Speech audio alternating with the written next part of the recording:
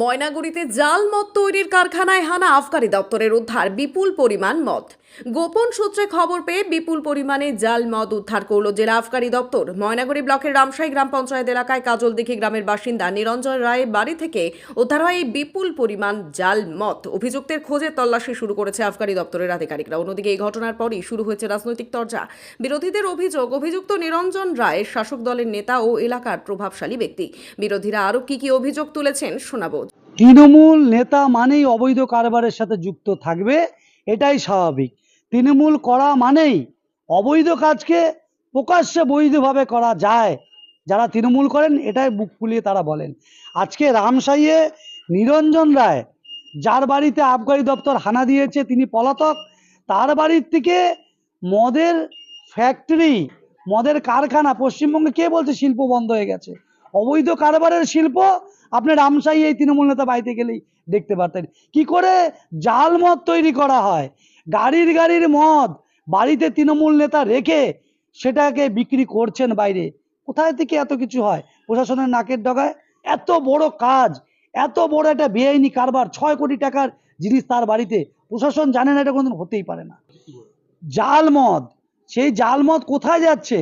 এত মদ বাড়িতে তৈরি হচ্ছে, সেই মদ তো কোথাও যাচ্ছে।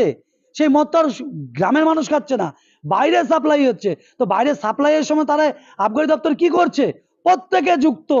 আজকে হয়তো হঠাৎ করে কোনো একটি কাণ্ড ঘটে গেছে, হয়তো টাকা সাপ্লাই ঠিক মতো আসছিল না, তৃণমূল করেও অবৈধ কাজ করছেন, কিন্তু টাকা হয়তো ঠিক মতো কালীঘাটে পৌঁছচ্ছে না, তাই তার বাড়িতে রেড হয়েছে।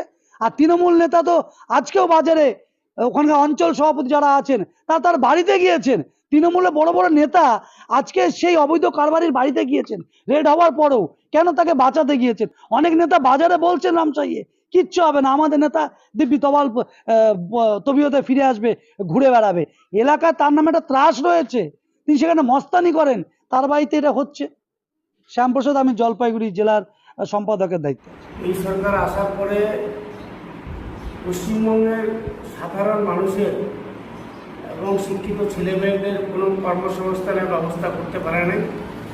যেখানে সেখানে মদের লাইসেন্স পাড়ায় পাড়ায়, গলিতে গলিতে, এবং অবৈধ মদের কারবার সারা পশ্চিমবঙ্গ জুড়ে চলছে।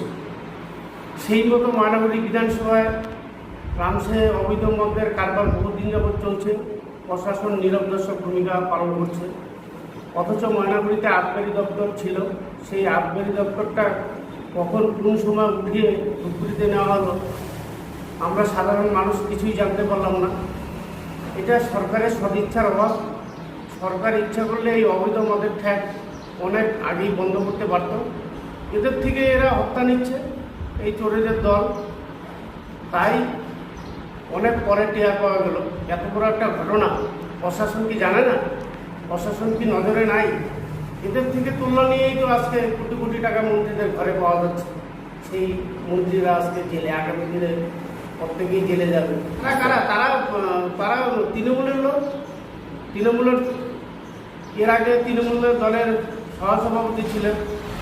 সরকারের মদত না থাকলে কোনো 2 নম্বরে কারবার করা যায়। যদিও বিরোধীদের সমস্ত অভিযোগ অস্বীকার করেছে তৃণমূল কংগ্রেস। এ বিষয়ে তৃণমূল কংগ্রেসের বক্তব্য কি শুনবো। আমাদের ময়নাগুড়ি এলাকাতেই রামশাই অঞ্চলে কাজলদিঘিতে একটা মদের কারখানা, ভেজাল মদের কারখানা হদিশ পাওয়া গেছে, এবং সেখান থেকে প্রচুর যে র ম্যাটেরিয়াল এই মদ তৈরি করতে, সেগুলো বাজেয়াপ্ত করেছে। আমি ধন্যবাদ জানাই পুলিশ প্রশাসন এবং আবগারি দপ্তরকে, যে তারা তাদের সাফল্যের কারণে এটা সম্ভব হয়েছে। অনেক মানুষের হয়তো নইলে করে প্রাণহানি ঘটতো, ধীরে ধীরে বিষক্রিয়া তাদের প্রাণ চলে যেত। কিন্তু আমি আশ্চর্য হয়ে যাই যে সেই কাজলদিঘি বুথ, যেখানে ওই এলাকা দীর্ঘদিন আমরা কোনোদিন জিততে পারিনি, এখানে বিজেপির প্রধান রয়েছেন, এবং প্রধান নয়, বিজেপির উপপ্রধানও রয়েছেন সেখানে, সেই বুথ থেকে। তো সুতরাং তার একটা বুথ মানে ছোট জায়গা, এবং আমরা মনে করি যে প্রত্যেক একটা পঞ্চায়েত এলাকায় একটা পঞ্চায়েত ওই এলাকার প্রত্যেকের হাড়ির খবর রাখে। সুতরাং সেখানে বিরোধী একজন পঞ্চায়েত আমাদের রয়েছে, তিনি ওখানে কি করছিলেন? আমার তো মনে হয় তার যোগসাজশ ওখানে থাকতে পারে। এবং বলা হচ্ছে যে ওটা তৃণমূল কংগ্রেসের নেতা। কোথায় তৃণমূল কংগ্রেসের নেতা? কোন পদে আছে? আমি তো আজ পর্যন্ত চিনলাম না। ওখানে আমরা ওই বুথ এত সাংগঠনিকভাবে দুর্বল যে আমরা বুথটা অদ্যাবধি জিততে পারিনি, কোনোদিনও লিড পাইনি আজ পর্যন্ত কোনো ভোটে।